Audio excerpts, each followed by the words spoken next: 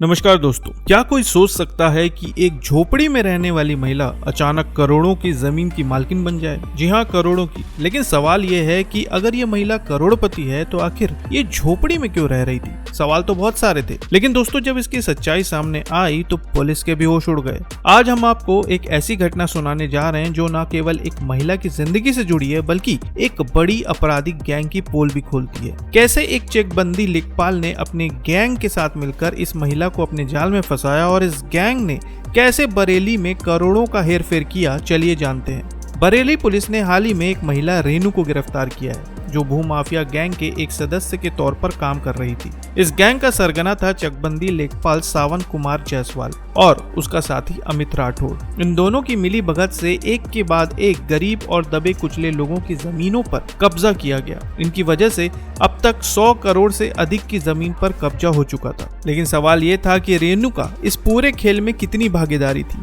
वो कौन थी और आखिर कैसे एक गरीब महिला करोड़ों की जमीन की मालकिन बन बैठी। असल में रेनू जो एक गरीब परिवार से ताल्लुक रखती थी, उसको इस गैंग के सदस्य ने लालच दिया। उसकी कहानी की शुरुआत होती है एक छोटे से गांव में, जहां उसे बताया गया कि वो एक ऐसे प्लाट की रजिस्ट्री करा सकती है जो उसका नहीं है और इसके बदले उसे सिर्फ 15,000 रुपए दिए जाएंगे। ये बात रेनू को बड़ी आसानी से समझाई गई क्योंकि उसे ऐसा लगा कि ये लोग सच में अच्छे लोग हैं।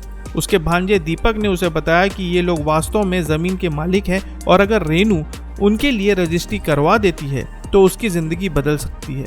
ऐसा सोचकर रेनू ने बिना किसी शक के उनकी बातों पर विश्वास किया और काम में लग गई। वो नहीं जानती थी कि ये लोग उसे एक खतरनाक जाल में फंसा रहे थे।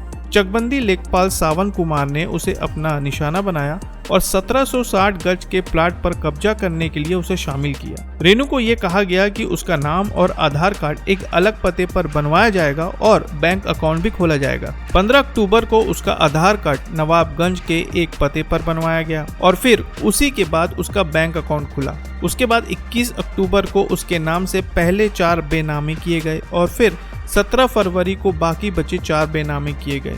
इन सभी बेनामों के बदले में रेनू को सिर्फ 15,000 रुपए मिले। बाकी सारे पैसे गैंग के सदस्य अपने पास रख लेते थे। लेकिन रेनू तो सिर्फ एक मामूली मोहरा थी। असल में ये पूरा गैंग एक बहुत बड़े अपराधी संगठन का हिस्सा था जो पूरे बरेली में अपने कब्जे की योजना को अंजाम दे रहा था। इनकी शातिर योजना इतनी मजबूत थी कि लोग डर से पुलिस के पास शिकायत भी नहीं कर पा रहे थे।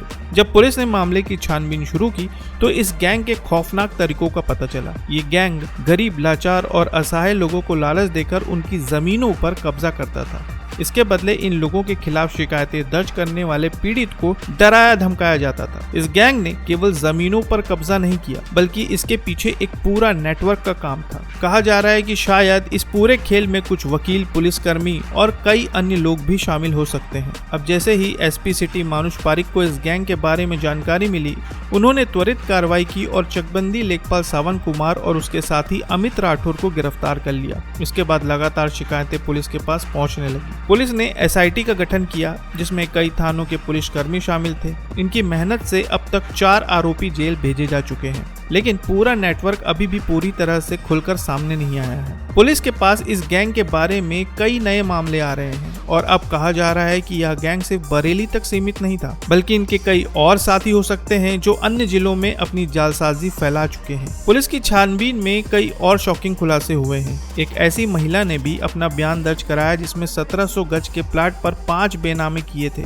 इस महिला ने सड़क पर पन्नी डालकर अपना जीवन बिताया था, लेकिन इस गैंग के सदस्यों ने उसे आसानी से बहला फुसलाकर रजिस्ट्री करवाई थी। इतना ही नहीं, इस गैंग ने कई गरीब और विकलांग लोगों के प्लाट पर भी कब्जा कर लिया था जिनकी कहानियां पुलिस के पास अब आ रही हैं। इस पूरे मामले ने बरेली में पुलिस की कार्रवाई और गैंग के खिलाफ लगातार बढ़ती हुई शिकायतों को उजागर किया है। अब पुलिस ने साफ किया है कि वह इस गैंग के बाकी सभी सदस्यों और सभी सरगनाओं के खिलाफ कार्रवाई करेगी। बरेली पुलिस ने अब तक इस गैंग से जुड़ी हुई संपत्तियों को जब्त करने का फैसला लिया है और यह कार्रवाई जल्द ही बढ़ेगी।